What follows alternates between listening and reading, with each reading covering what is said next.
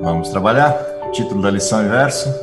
O poder da oração intercessória é o título. O verso é: confessai, pois, os vossos pecados uns aos outros e orai um pelos outros, para seres curados. Muito pode por sua eficácia a súplica do justo. Tiago 5,16.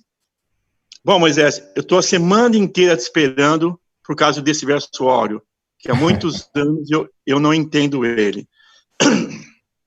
Tranquilo. Já vamos discuti-lo. Obrigado. Sem problema. Algumas questões aí interessantes sobre a lição dessa semana. Se a gente pensar, a gente está trabalhando a lição do trimestre, toda ela voltada para o processo da disseminação do evangelho, a forma como a pregação do evangelho deve acontecer por intermédio dos seres humanos. E aí, a provocação da lição dessa semana é qual é o papel da oração intercessória nesse cenário da propagação do evangelho, nesse cenário da pregação do evangelho ao mundo. Que papel tem a oração nesse sentido? E aí vem algumas coisas importantes para a gente refletir sobre essa questão. Primeira situação é que quando a gente pensa em oração, você pode olhar a oração sob o ponto de vista usual, que é o ponto de vista que normalmente a cristandade vê desse processo de orar a Deus, pedir a Deus coisas, relacionar-se com Ele, ou até confessar pecados a Deus, e você fica nesse nível mais basal da discussão. A lição trouxe para a gente algumas provocações para a gente olhar outras camadas, outros elementos ligados ao processo da oração e, consequentemente, suscita algumas perguntas na hora que a gente começa a leitura, o estudo mais aprofundado, suscita algumas perguntas para a gente a respeito da real necessidade de orar. Algumas dessas perguntas, por exemplo, Deus sabe todas as coisas? Conhece tudo? Então, por que eu preciso falar para ele das coisas que eu estou precisando ou das coisas que o mundo precisa, se ele sabe todas as coisas? Segunda questão, Deus pode fazer qualquer coisa que quiser? Ele sempre faz o que ele quer? Se Deus faz sempre o que quer, por que eu preciso pedir as coisas para ele, se ele sempre vai fazer o que ele quer e não o que eu quero? Terceira coisa, Deus muda? Ora, se ele não muda, por que eu vou orar se ele nunca vai mudar as suas opiniões e nunca vai mudar o seu jeito de agir?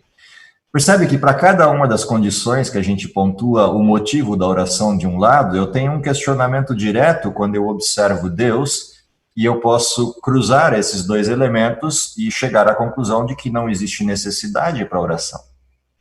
Mas ele muda às vezes. Não. Se ele muda, a Bíblia está errada, porque ela diz que Deus não muda e nele não há sombra de variação. Mas ela não fala, Deus se arrependeu? Ela fala ou Deus de fato se arrependeu?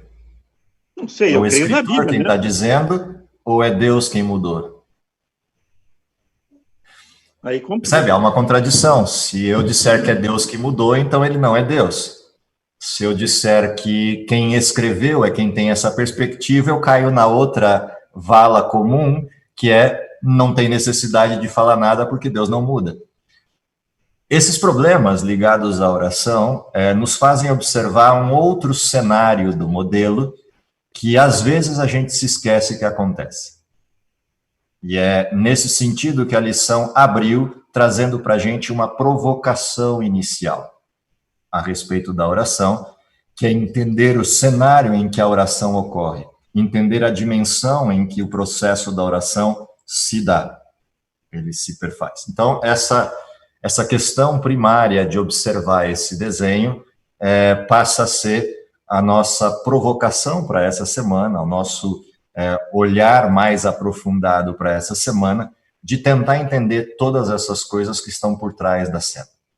Então, partindo desse pressuposto, ou seja, partindo dessas referências, vamos olhar para como é que começa o verso, que é a provocação do Furquim.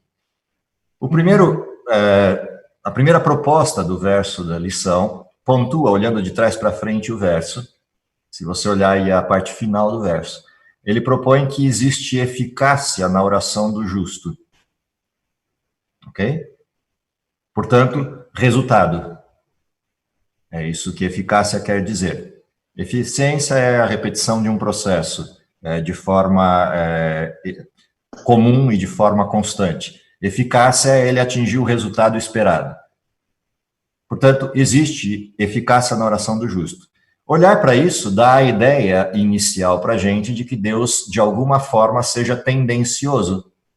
Ao final de contas, a oração do justo tem eficácia, significa que Deus interfere no modelo e Deus é tendencioso. Afinal de contas, se tem o justo, tem o injusto.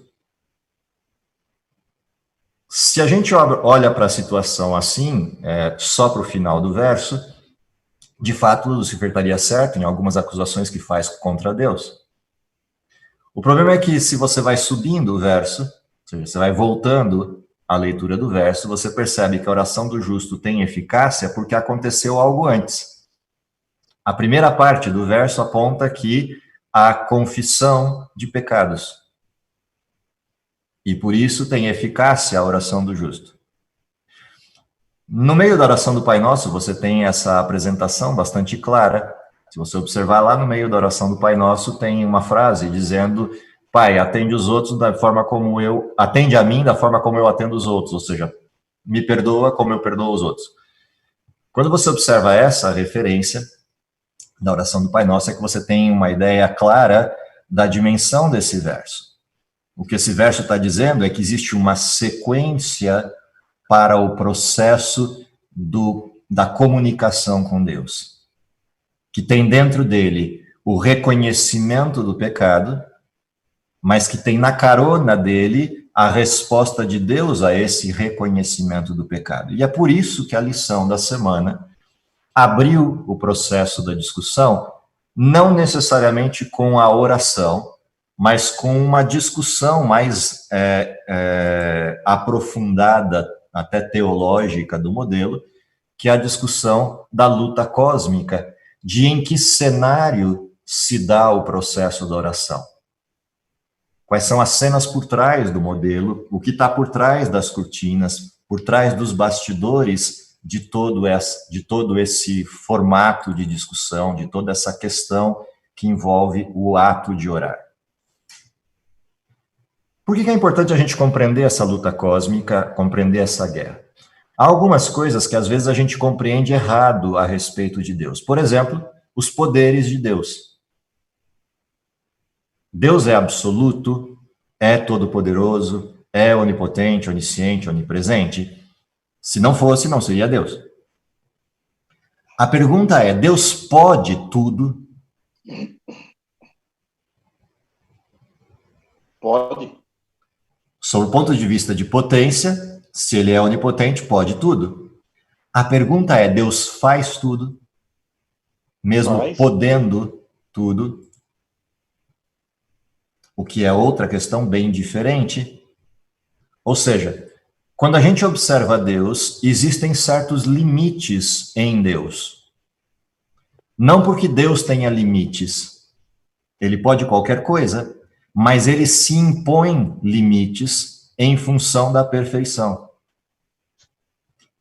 Lembra que Deus é perfeito, e enquanto perfeito e para continuar sendo, existem coisas que Deus não faz, embora possa fazê-las. Deus pode pecar? Pode. Pode. Pode. A pergunta é: ele peca? Existe uma diferença entre potência e ato. Aristóteles já discutia essas questões lá na época da lógica. Uma coisa é você poder tudo, a outra coisa é você fazer tudo. Deus se impõe pelo seu próprio caráter, pelo que ele se impõe regramentos éticos plenos, absolutos. Deus é perfeito. Portanto, só fará coisas perfeitas. E isso é uma limitação. Ele não vai fazer coisas imperfeitas. É uma limitação. Mas não é uma limitação porque Deus tem limite, é uma limitação imposta por ele mesmo. Ou seja, Deus tem escrúpulos, em outras palavras. O que Satanás não tem. O que o pecado não tem. Enquanto a gente não entende bem claramente essa dimensão do que é o processo do pecado e como o processo do pecado se instala, a gente não entende muito bem, ou pelo menos não na forma plena, o que significa a oração. A gente fica sempre preso àquele elemento mais basal da oração. Do que se trata o conflito cósmico e do que se trata o pecado? O pecado é uma estrutura de decisão que só é possível porque o Deus, que é todo-poderoso, fez uma escolha inicial no processo da criação. Ele escolheu criar seres livres. Como ele escolheu criar seres livres, a consequência de escolher criar seres livres é a possibilidade de que alguém decida contra Deus. Afinal de contas, são livres. A possibilidade de escolher contra Deus gera como efeito colateral um negócio chamado autossuficiência, desligamento pleno, independência total de Deus. Quando você se desliga, e é isso que o pecado produz, a consequência direta do desligamento chama-se morte. Não porque Deus mate, mas é porque eu me desliguei da fonte da vida. Desliguei, acabou, apagou. Não há segundo momento. Desligou, apaga. E o mais interessante é que se você apaga, você não consegue ligar de volta. Ou seja, se uma lâmpada se desprende do bocal, ela não volta sozinha para o bocal. Alguém tem que ir lá e atarrachar outra vez. Portanto, o desenho da liberdade, o desenho do livre-arbítrio, significa existir ou não existir.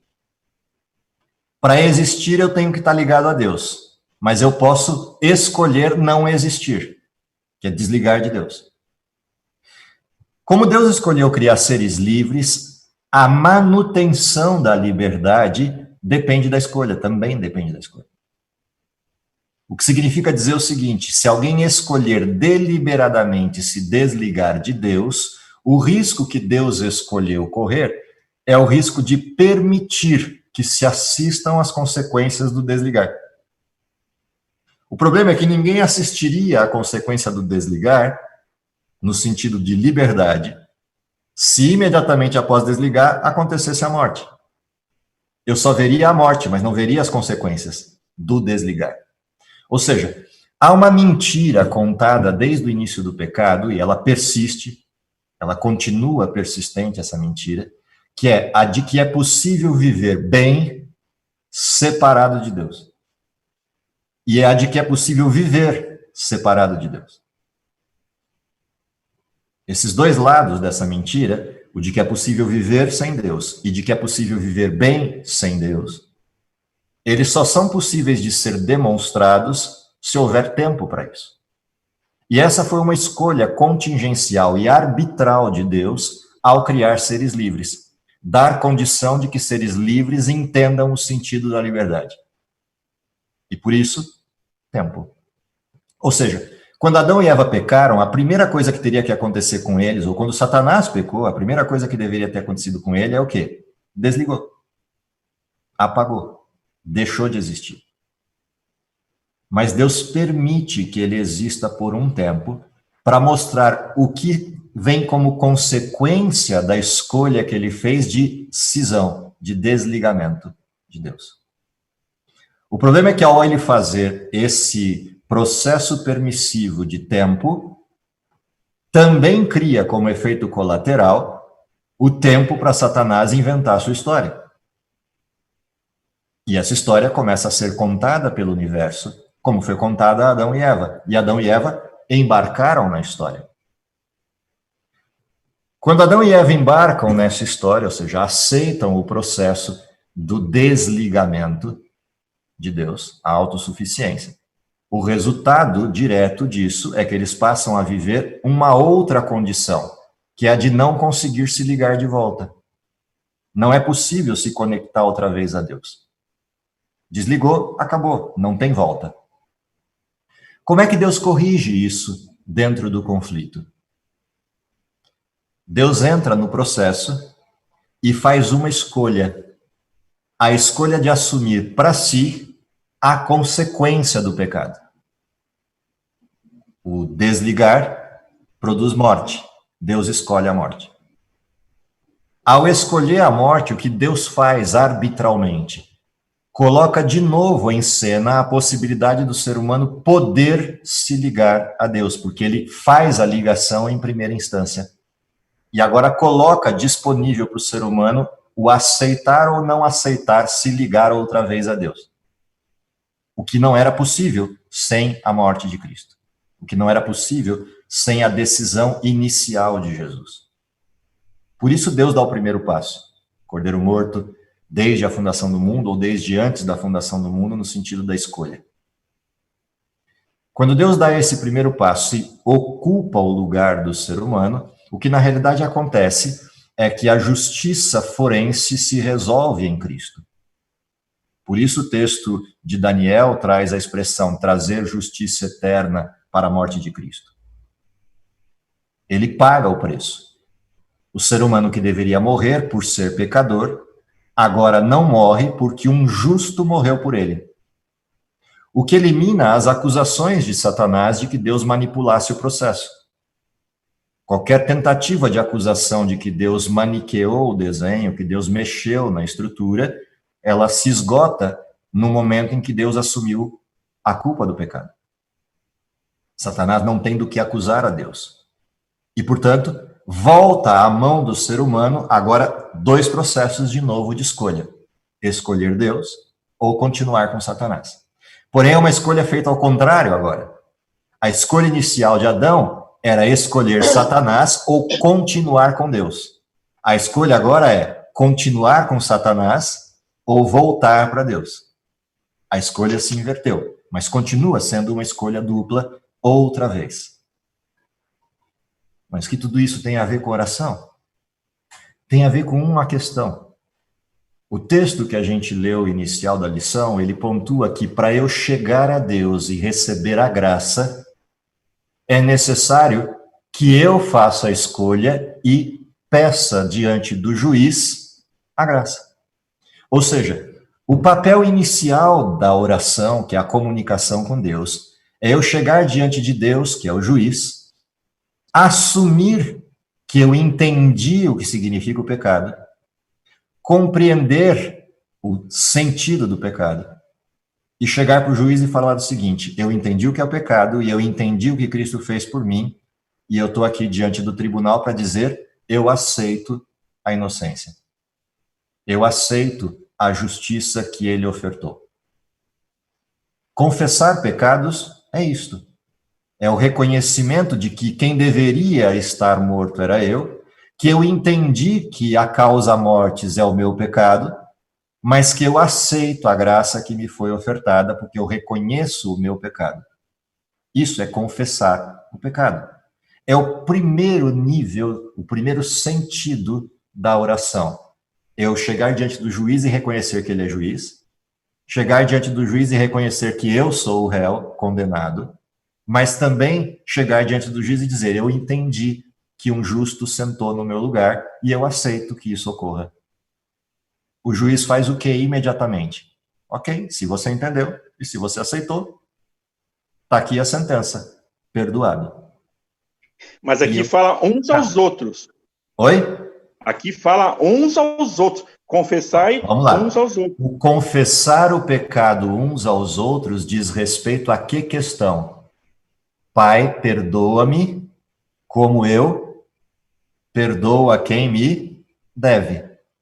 O confessar uns aos outros significa que se eu cometi um pecado contra alguém, não adianta eu chegar diante de Deus e dizer, eu entendo o meu pecado. Deus vai chegar e falar, ok, mas você já foi resolver com ele? Resolve com ele, depois você volta aqui, aí eu vou saber que você entende o seu pecado e confessou o seu pecado a mim. Entendi. O confessar o pecado a Deus tem um sentido primário, que é entender a dimensão do pecado, mas tem um sentido secundário, que é eu entender contra quem eu pequei. Tem pecados que se cometem contra Deus, e tem pecados que se cometem contra o semelhante. O pecado cometido contra o semelhante, o que diz a Bíblia? deixa aqui no altar a tua oferta, vai e reconcilia-te com teu irmão, depois vem e sacrifica a tua oferta, e ela será aceita por Deus. Por isso o texto diz, confessai uns aos outros os vossos pecados. A dimensão é, sejam todos um, ok? Mas há pecados que não envolvem isso, há pecados que são exclusivos do sujeito, e aí eu vou direto a Deus, não tenho que confessá-los a ninguém, porque eu não pequei contra ninguém. Mas o que eu pequei contra alguém, eu tenho que resolver primeiro, senão Deus não aceita o meu perdão, é o sentido da oração do Pai Nosso. Okay? Então, dentro dessa dimensão, seguindo essa sequência, no grande conflito, a primeira grande questão é o reconhecimento da graça. O que nos leva à percepção clara do conceito, graça não é de graça. Graça tem preço? A falácia de Satanás é de que graça seja gratuita. Graça não é gratuita. Graça é ofertada gratuitamente, mas teve um preço para quem ofertou. O pecado exige um pagamento que é a morte, Deus pagou esse preço e, portanto, ele tem o direito de ofertar de graça aquilo que ele comprou. E é isso que Deus faz. Por sua vez, o que o ser humano faz? Ele chega diante de Deus e pede. Pede o quê? Graça. Uma vez que eu aceite a graça e receba a graça, o que acontece imediatamente é uma conexão com Deus. Eu me religo a Deus. E a partir daí, eu passo a ser, de novo, filho de Deus no sentido pleno. No sentido direto, todos somos filhos de Deus, independente de ímpios ou justos.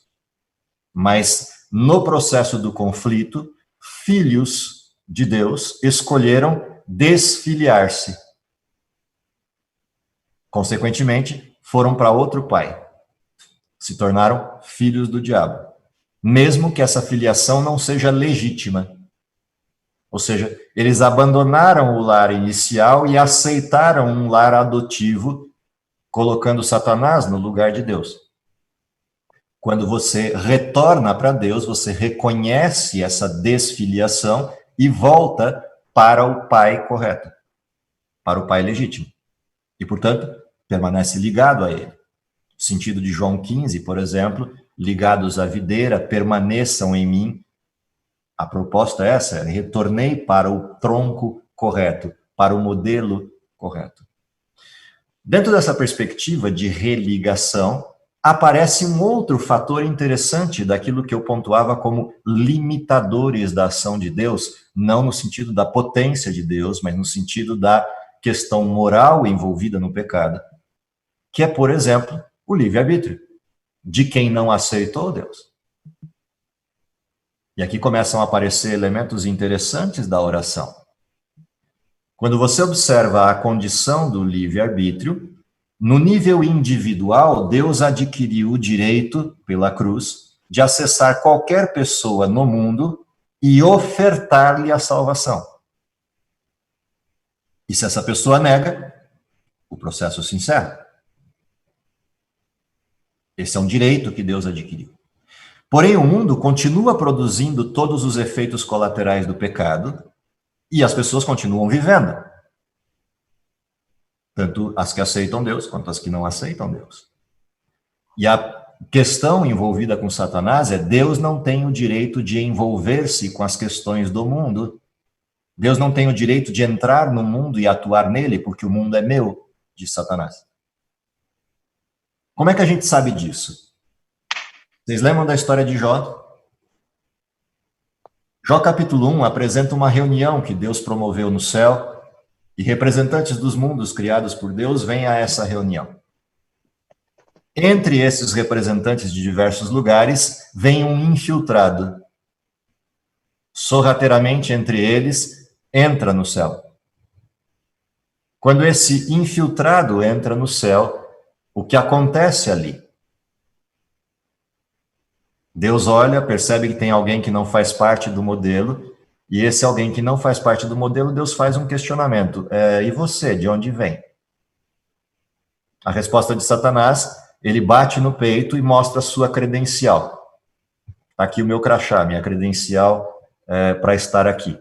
Ele diz: eu venho da terra de passear por ela, de rodear a terra.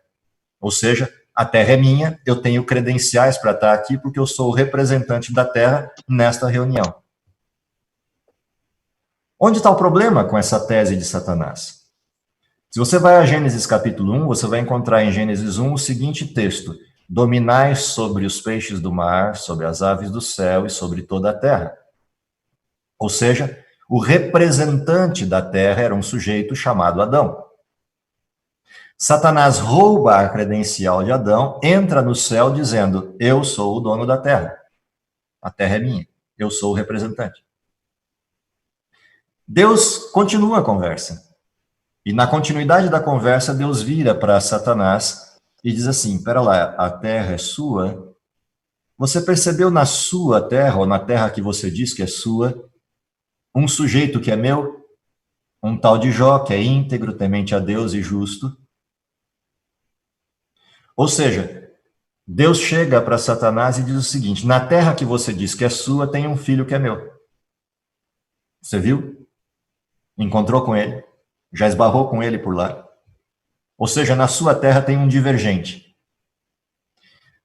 Curiosamente, Satanás responde a essa pergunta com uma acusação diante de toda a tribuna que está no céu.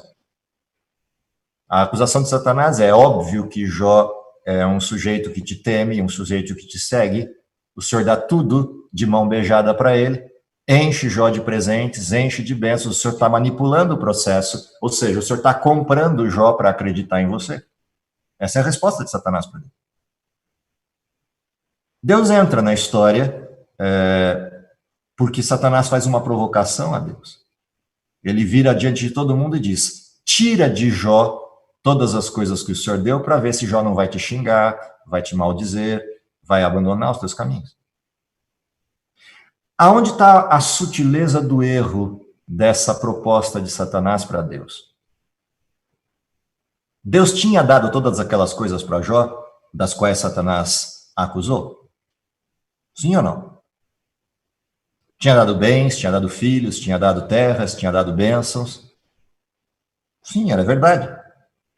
O que Satanás não expôs para ninguém é por que Deus deu todas essas coisas. Porque Jó seguiu um protocolo. Jó reconheceu o seu pecado, aceitou a graça ofertada e resolveu voltar a ser filho de Deus. No momento em que Jó faz isso, o que é de Jó? Todas as coisas que ele recebeu. Porque quando Deus criou o ser humano, todas aquelas coisas eram dele. A terra, os bens, os elementos. Jó recebeu de volta aquilo que já era dele e que ele tinha aberto mão. Portanto, Deus não poderia tirar essas coisas de Jó. Não seria justo.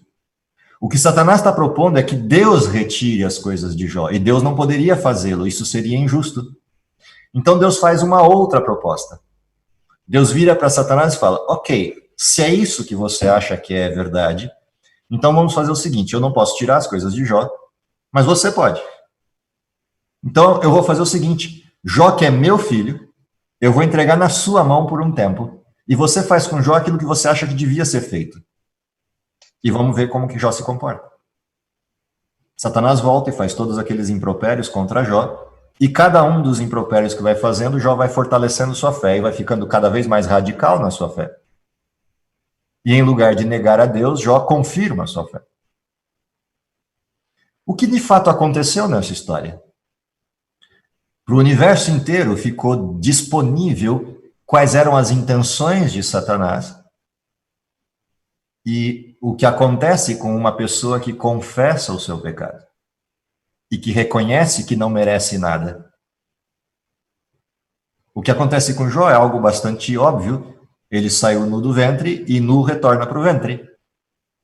Portanto, tudo que ele tinha não estava com ele antes. O que não muda é o fato de ele reconhecer que Deus é Deus. A integridade de Jó se mostra ali.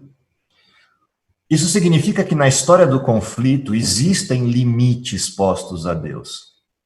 O primeiro grande limite está no livre-arbítrio, o segundo grande limite está naquilo que eu fiz com ele, com esse livre-arbítrio. Porém, não há limites, e essa é uma coisa interessante, entre pares. Por exemplo, Deus chegou para Satanás e disse: não tire a vida de Jó. Por que Deus falou isso? Porque se Jó perde a vida, o livre-arbítrio acaba. Mortos não fazem escolhas, porque não existe vida depois da morte. Portanto, era necessário que Jó permanecesse vivo, para que escolhas estivessem disponíveis. O que mostra que há uma coisa importante nessa situação do processo entre pares. Os desenhos de escolhas entre pares não ofertam as mesmas limitações que Deus sobre esses pares. Ou seja, quando eu oro, eu abro, como a lição propõe, um canal de atuação para Deus. Se vocês repararem, ali dentro da lição tem um texto que diz exatamente isso, numa reprodução de um texto de Ellen White, de que quando a gente ora, canais são abertos para a atuação de Deus. O que significa isso? Olha que coisa interessante. Satanás está na terra com os seus anjos. Deus também atua na terra com os seus anjos. Como é que Deus se defende da acusação? Não no sentido de que Deus precisa se defender de alguma coisa, Deus é absoluto, mas no sentido forense da questão do pecado. Como é que Deus se defende das acusações que Satanás faz de manipulação? Deus permite, Deus coloca como disponível que pares atuem com pares. Esse é o sentido da lição do trimestre. O que são pares atuando com pares? São seres humanos pecadores atuando com seres humanos pecadores. Seres humanos pecadores que reconheceram Deus, atuando em favor de seres pecadores que não reconheceram Deus. Cada um desses seres humanos que aceita Deus e suplica a Deus por intervenção nos seus amigos, abre para Deus possibilidades de intervenção sem acusação, possibilidades legítimas. Ou seja, um ser humano pediu por um ser humano. Isso é tão complexo na fase inicial, mas tão profundo e lindo na fase secundária, quando você faz a análise, que mostra uma das perguntas que está ali no chat, feita pela Renata. A Renata perguntou assim: eu queria entender João 5,16 na lição de sábado. Dá uma lidinha no texto de 1 João 5,16, alguém que tiver com a Bíblia fácil aí, ou a Renata, se quiser ler.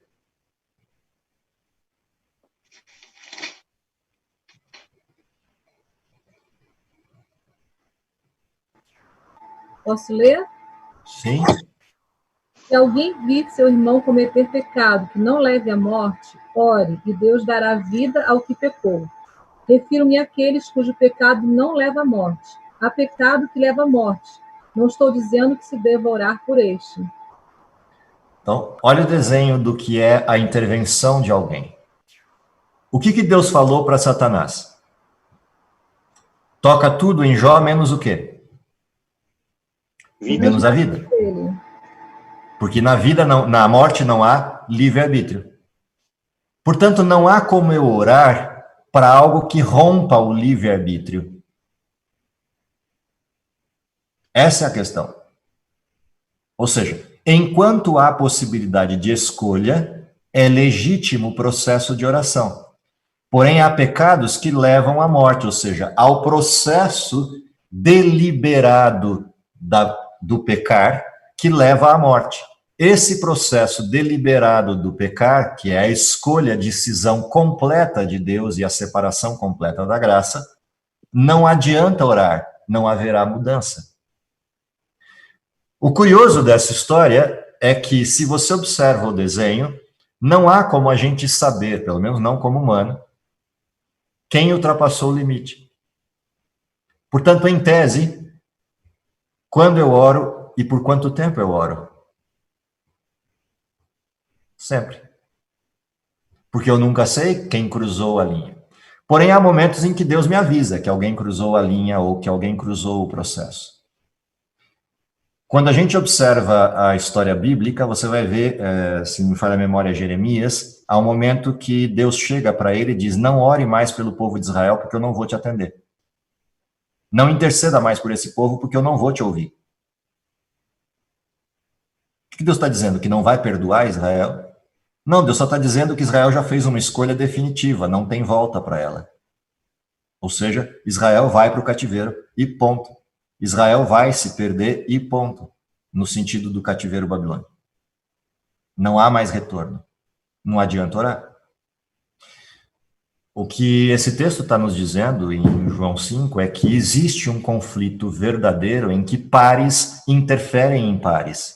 Ou seja, eu oro para Deus e Deus interfere no modelo a partir do meu pedido para que o outro chegue à consciência do seu pecado ou para que o outro seja livre das estruturas de amarra do pecado. O que significa dizer, então, que cada um que ora abre um canal para a conexão com Deus, com os seus pares. Olha como isso se torna interessante. Imagina você estar olhando isso na qualidade, eu usei a ilustração agora há pouco, numa outra lição que eu passei, imagina você olhar um desenho de conectores de tomada. Esses de parede que a gente tem em casa, os plugs de conexão de tomada, de eletricidade. Você pode ter a caixinha da tomada, mas não tem nenhum fio ligado. Cada um que plugar alguma coisa ali não funciona. No momento em que você passa pela primeira fase do processo, que é orar a Deus, reconhecer o seu pecado e aceitar a graça, imediatamente você se liga na fonte de energia e se torna imediatamente uma tomada aberta para outros. Ou seja, você se tornou um canal pelo qual flui a energia de Deus para o mundo. Esse é o sentido da oração.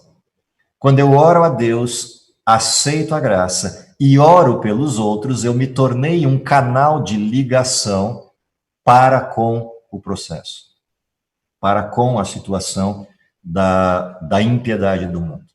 Imagina se 50 pessoas oram por alguém. São 50 canais abertos de conexão. Imagina se 1000 pessoas oram por alguém. São 1000 canais abertos de conexão, de salvação para alguém. Cada sujeito que se salva pela aceitação da graça e ora pelo semelhante, abre um conduto onde as tomadas podem ser plugadas. Agora imagine uma pessoa que está perdida no mundo e cada lugar que ela vira no mundo, ela encontra uma tomada em que se plugar a Deus. O sentido da oração é abrir essas possibilidades de intervenção, porque Deus não ultrapassará o limite dessa intervenção. E essa é uma coisa que a gente às vezes perde a noção quando olha a Deus exclusivamente pela visão etérea do que significa poder sobrenatural. A gente esquece que essa guerra é real, de que existem 2 exércitos e essa guerra tem camadas. Uma camada visível, que é a nossa, e uma camada invisível por fora dela, que são Deus e seus anjos e Satanás e seus anjos. E, portanto, se é uma guerra, significa que quanto mais soldados houverem de um determinado lado, mais possibilidades na guerra estão abertas. Possibilidades de justiça nessa guerra. Afinal de contas, existe o livre-arbítrio em tela, existe essa questão presente em tela. Uma outra coisa curiosa desse modelo é que, uma vez que a gente se ligue a Cristo e se torne essa tomada, esse processo de permitir-se ser usado por Deus, ou seja, esse processo de você permitir que Deus flua a partir de você, é o que significa a estrutura da disseminação dos resultados da oração intercessora. Ou o que significa o texto de Isaías que a gente leu na semana passada, eu quero que vocês sejam minha salvação. E é nesse sentido que a gente começa a observar algumas questões que envolvem o processo de legitimidade da atuação de Deus. Por exemplo, por que Cristo veio ao mundo? Deus não poderia ter assumido a culpa do pecado na condição de Deus? Ter vindo ao mundo como Deus, exclusivamente como Deus. E como Deus, ir à cruz, ou ir ao altar do sacrifício? Por que ele se fez homem? Olha que interessante, a lição abriu descrevendo o conflito, mas a primeira coisa que a lição nos apontou lá na segunda-feira era que Jesus é um poderoso intercessor. Por que Jesus é intercessor no sentido pleno? Porque ele se fez homem. Um par. Essa relação nivelada entre pares retira de Satanás o poder de atuação. A terra não é de Satanás. Ela foi dada ao ser humano. Se um ser humano recupera a terra, Satanás não pode interferir nele, porque a terra tem dono. Ele pode até mentir que a terra seja dele, mas a terra não é dele. No momento em que o ser humano recupera o direito de posse da terra pela concessão da graça de Deus, Satanás não pode intervir. Portanto, imagine o seguinte: eu vou na sua casa e tento entrar na sua casa enquanto Deus para conversar com você a possibilidade de você voltar para casa, de você voltar a ser meu filho. Quem é que está na porta como guardião da sua casa? E não me deixa entrar. É disso que se trata o conflito. Tem um guardião na porta, com uma corja de anjos na porta, dizendo: essa casa me pertence e tudo que está dentro dela. E Deus diz: não é verdade. Nessa casa tem um filho meu. Mas Satanás vai continuar dizendo: essa casa me pertence. Portanto, tem dois sujeitos em livre-arbítrio como possibilidades aqui de desenho. Quem está dentro da casa e os outros seres humanos que estão fora da casa. Deus não pode forçar a entrada. Ou quem está dentro da casa tem que abrir a porta, empurrar Satanás e falar: deixa Deus entrar. Ou quem está fora da casa tem que pedir para Deus: Deus entra e fala com ele. E Satanás não pode impedir. Porque é um ser humano e um ser humano, e Satanás não é humano. A legitimidade forense coloca as coisas nessa dimensão. Quando um ser humano ora pelo outro, aquele que está na porta da casa como falso guardião não tem poder sobre isso. Então Deus pode chegar até a porta e bater na porta. Olha, estou aqui com uma mensagem do seu amigo que orou por você. É disso que se trata o desenho, enquanto legitimidade forense da salvação. Ou seja, oração pelos outros ultrapassa os limitadores colocados por Satanás. E quando a história terminar, a parte fantástica disso vai ser poder olhar para dentro dos livros do céu e assistir cada uma das orações feitas por alguém e todas as intervenções de Deus em resposta a essas orações que estão retratadas nos livros do céu. Que vai justificar duas coisas: a legitimidade para os salvos e a legitimidade da livre escolha dos perdidos. Ou seja, quando a gente ora pelos outros, também está sendo anotado no céu a rejeição, apesar da intervenção legítima de Deus. O que justificará para os salvos por que determinadas pessoas não estarão no céu. E é por isso que durante o milênio os livros do céu são abertos, para que não haja dúvidas de que Deus fez o que tinha que fazer. Deus não precisa se justificar. Ele sabe quem ele é e sempre saberá. O problema é que nós não sabemos. O problema é que a humanidade e todos os outros seres criados são parciais. Eles só enxergam um pedaço da história e não o todo. Quando o tempo vai construindo essas atuações de seres orando por seres, seres interferindo no processo pela planificação de Deus de liberdade, isso vai construindo um colchão seguro de que a liberdade se torne eterna e de que o pecado nunca mais se levante uma segunda vez. Porque vai ter se compreendido definitivamente tudo que Deus é e tudo que Deus fez. E o quanto o pecado é nocivo. A oração está dentro deste cenário. Quando a gente ora, esse processo de compreensão de Deus vai se performando, vai se desenvolvendo. Quando eu oro, eu vou me dando a chance de perceber as peças desse quebra-cabeça que vai se montando. E aquilo que era parcial vai se tornando completo na compreensão. E, portanto, esse sentido da oração, seja pessoal ou intercessória, gera essa compreensão plena das atitudes de Deus. de como Deus vai desenvolvendo o plano da salvação, o plano da redenção. E, principalmente, gera a eternidade de santidade, a eternidade de liberdade prevista por Deus.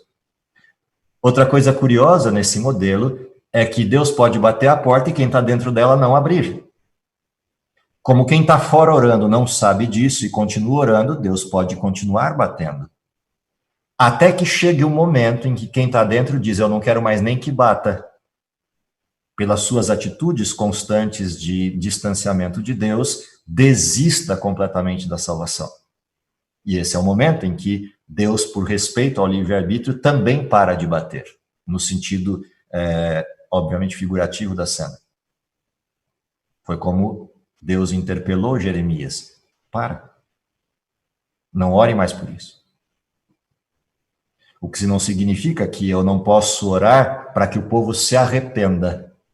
Uma coisa é orar para interceder para que o povo não sofra. A outra coisa é orar para que o povo chegue ao arrependimento. São duas coisas diferentes. Voltando a Jesus, porque Jesus se faz homem. Porque na qualidade de homem ele pode interceder por todos. Por um homem entrou o pecado no mundo, por um homem ele também sai.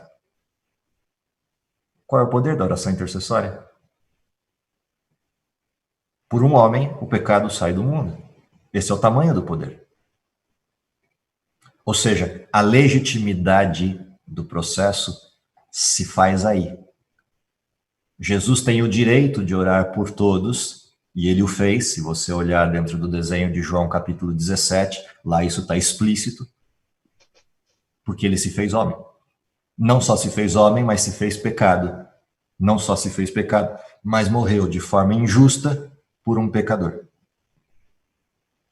Isso fecha o desenho da intercessão. E aí a gente vai para os tipos de oração e por que as orações aparecem na proposta da lição dessa semana. Alguns dos modelos de oração, algumas das referências interessantes de oração, se dão aí na questão, por exemplo, das orações feitas por Paulo. Como eu disse, quando a gente ora, a gente começa a compreender o plano de Deus e entra nesse contexto do plano. Isso aparece no caso de Paulo, quando ele ouve Deus dizendo paz, Deus no processo de divisão, apontando, passa a Macedônia e ajuda-nos. Conforme você se liga a Deus, essa ligação constante com Deus vai permitindo o redirecionamento das ações, a possibilidade de você compreender qual é o plano de Deus e agir na direção desse plano. Esse é um aspecto da oração intercessória. Quando você ora pelos outros, Deus vai abrindo sua mente de como você pode ajudar os outros. Uma outra coisa interessante da oração intercessória, no caso de Paulo, era a motivação dessa oração, que estava na salvação dessas pessoas, ou na manutenção do evangelho. O processo de oração também ajuda nisso. Deus precisa que eu ore para que isso aconteça? Sob o ponto de vista dele, não. Mas sob o ponto de vista da legitimidade do processo, sim. Deus não precisaria que eu orasse para saber o que as pessoas precisam. Deus precisa que eu ore para ele agir nessa direção. Porque, de novo, o mundo foi usurpado por alguém. Deus comprou o direito de intervenção a partir de Jesus? Sim, comprou. Mas ele nos permite participar do processo como legitimidade do processo inteiro. Isso tem a ver também com a nossa salvação. Uma outra coisa interessante dessa percepção, olhando Paulo e olhando Jesus nessa mesma dimensão, é o que a oração provoca enquanto diferenciação no coração daquele que ora. A oração intercessória mostra que houve uma transformação no coração do cristão. Qual é a expectativa do mundo no processo da vida que se leva aqui na Terra? De que eu conquiste coisas, de que eu conquiste coisas que me deixem feliz, que eu conquiste coisas que me realizem, que eu acumule coisas que, de alguma forma, suplantem eventuais problemas que eu tenha no mundo. Qual é a perspectiva de Cristo sobre tudo isso? Se você olhar Jesus orando pelos discípulos, lá em João capítulo 14, e nas expressões que ele tem em João capítulo 16, ele diz assim, infelizmente, enquanto vocês estiverem no mundo, o mundo vai ofertar coisas que não têm saída, vai ter aflições. A maldade está no mundo, porque alguém usurpou o mundo e tem pessoas que continuam sendo más.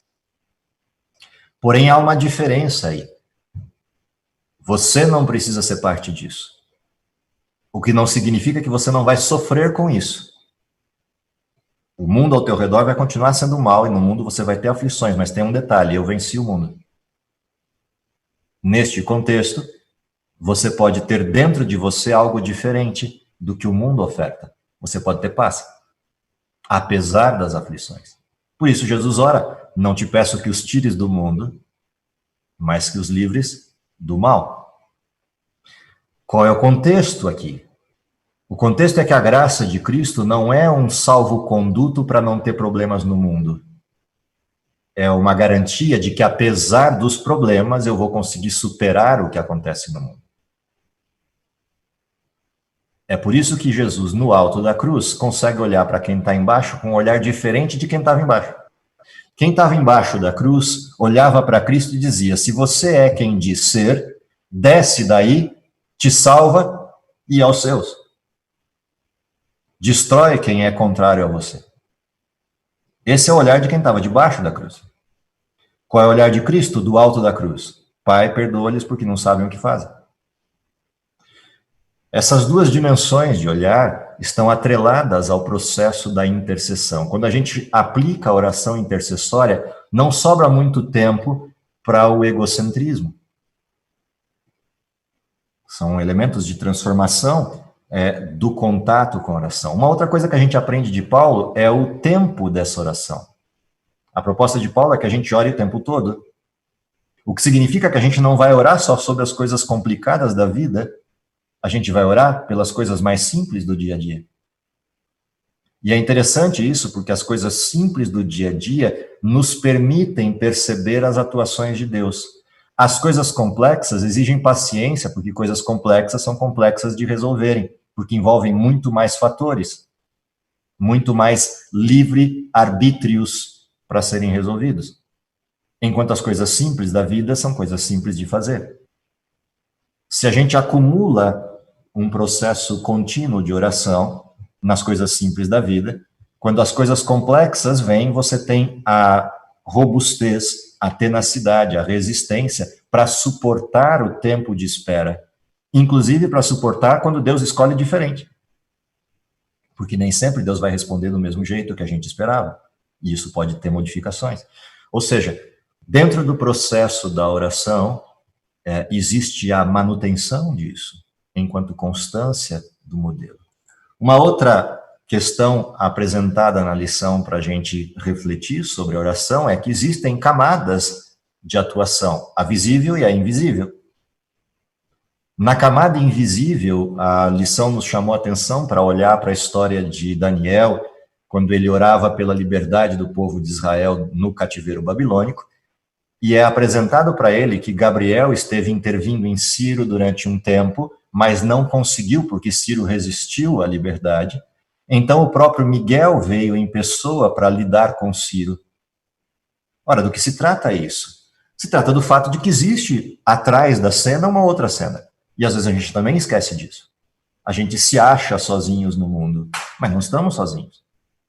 Nem sozinhos porque Satanás está no mundo e os seus anjos, nem sozinhos porque Deus também está no mundo e seus anjos. E há um conflito acontecendo. Satanás tenta por todos os meios possíveis tirar a nossa visão de que existe esse conflito, ou nos fazer esquecer que esse conflito é cósmico. Ele nos faz concentrarmos nas questões materiais do mundo para esquecermos que existe uma batalha por trás disso. A oração também nos permite enxergar o que está por trás das cortinas e nos dá a certeza de que Deus pode vir, inclusive, em pessoa para atuar quando isso é necessário. Ou seja, qual é o limite da oração? O limite da oração é o próprio Deus em pessoa vir atuar. O limite da oração é Jesus descer do céu e ir lá conversar com Ciro. Porque Daniel pediu.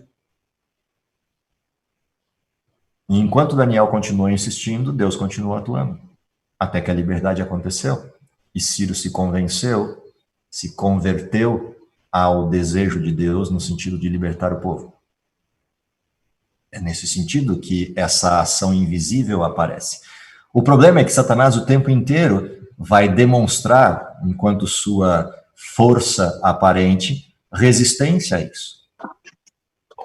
Outro desenho interessante dessa questão toda é você observar o tamanho do poder de Deus quando algo pleno está definido nessa questão da liberdade. Quando Jesus estava morto e enterrado, havia um selo romano sobre a tumba e Satanás e todos os seus anjos estavam à porta do túmulo, guardando o túmulo para que ninguém aparecesse ali e modificasse a situação.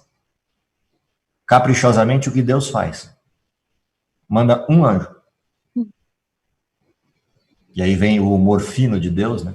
Ele manda um anjo contra toda a sorte de pecados e todas as hostes do mal, mas manda um anjo com todo o poder e com toda a glória de Deus.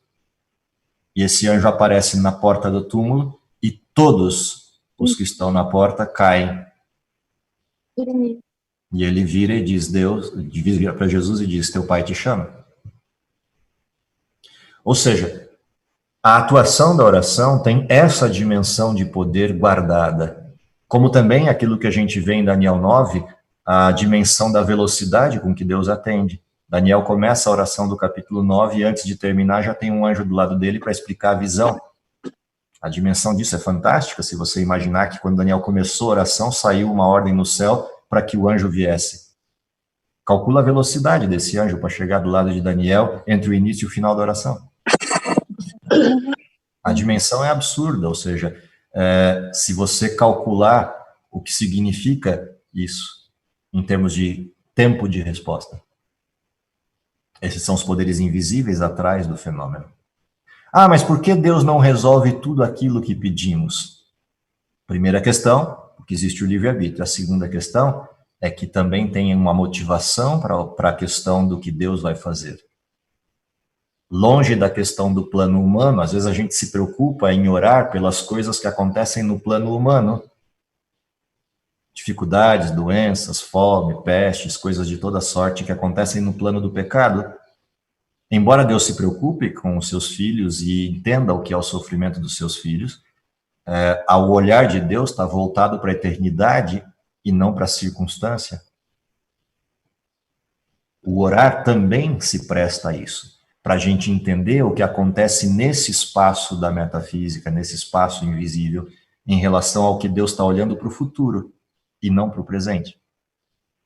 Há um texto na mensagem profética que pontua que a gente jamais faria uma escolha diferente das que Deus fez se a gente tivesse a oportunidade de ver o que Ele vê. Portanto, a oração também se presta a isso. A gente enxergar com os olhos de Deus e ver o que Deus vê. Por último, a provocação da lição é a pergunta central. Qual é o foco das nossas orações? Nesse sentido, eu separei alguns itens na semana de a que se presta a oração e como se dá essa questão dos focos da oração, ou seja, por que a gente ora e o que a oração traz como retorno para nós mesmos, além daquilo que pedimos. Por exemplo, a oração, ela se presta como um exercício relacional, de religação com Deus. Ou seja, pela oração, eu me permito religar à fonte. Quanto mais eu oro, mais sólida se torna essa ligação e mais a energia proveniente dessa ligação flui através de mim. O que significa dizer que ela não só permite o exercício de religação, ou o ato da religação, como permite a transposição para outros, ou seja, eu viro uma extensão da energia de Deus e os outros veem Deus em mim. Era o sentido de Paulo, sede meus imitadores como eu sou de Cristo, era o sentido de permitir-se ser bênção a outros. Ou seja, num processo inicial nós nascemos de novo, num processo seguinte nós servimos de canais para que outros nasçam de novo.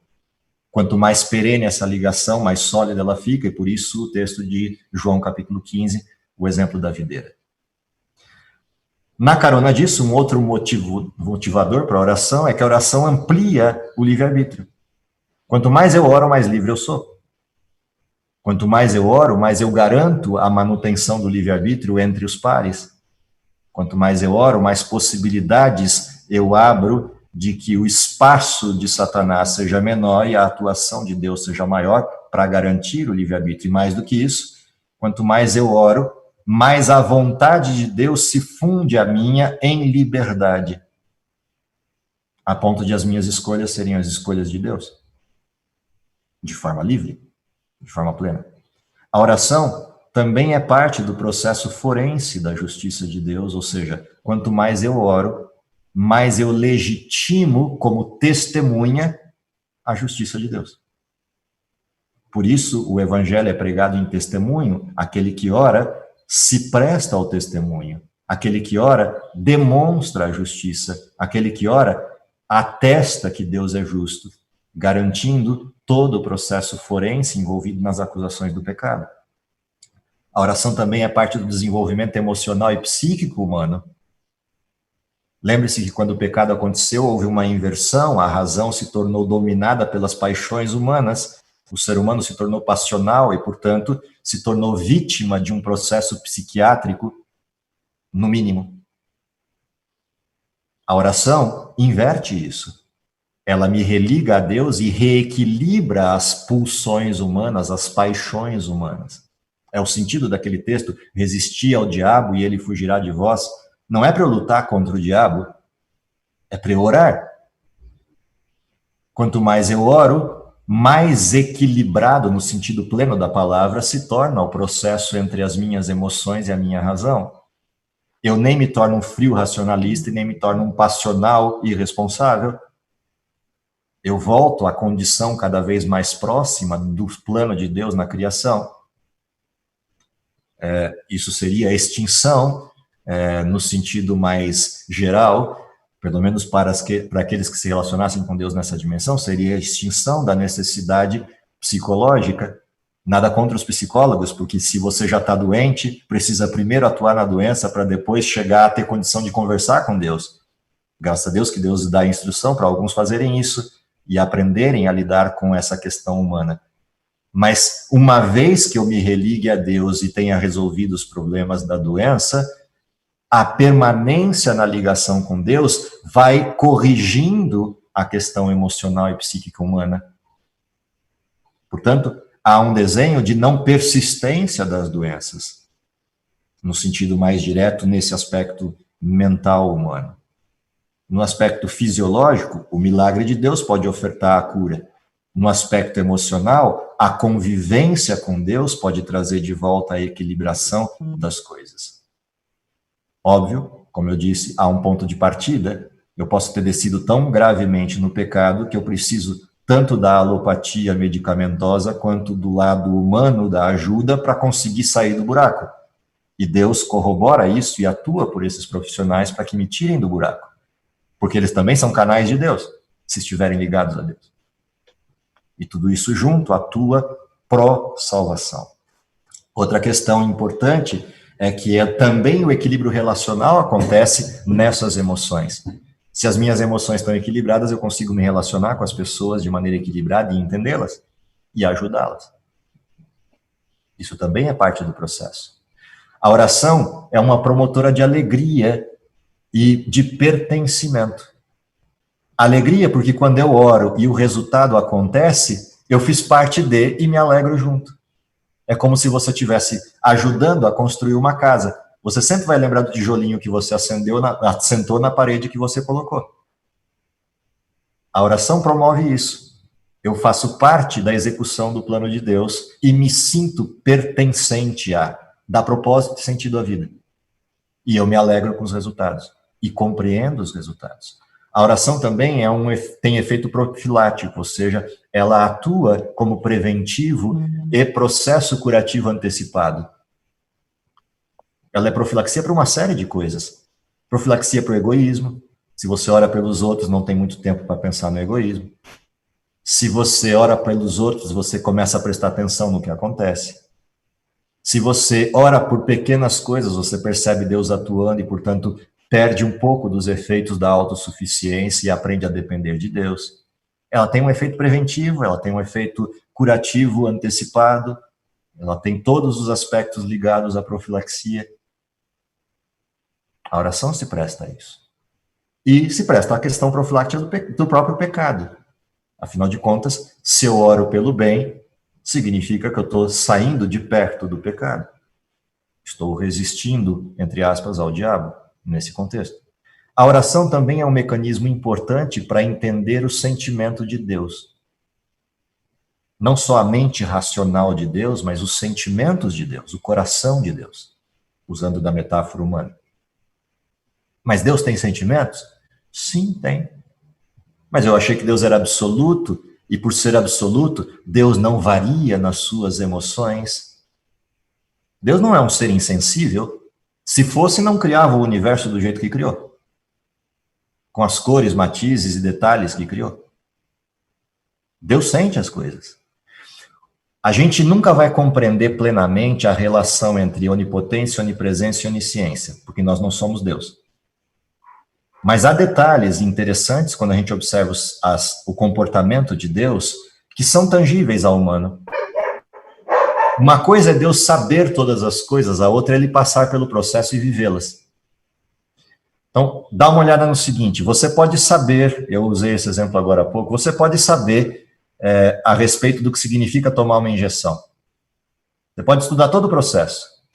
Isso não tem absolutamente nada a ver com o dia que você chega na farmácia, diante do farmacêutico, ele puxa a agulha, espeta a agulha, aperta o êmbolo e você começa a sentir um líquido vermelho entrando no seu músculo.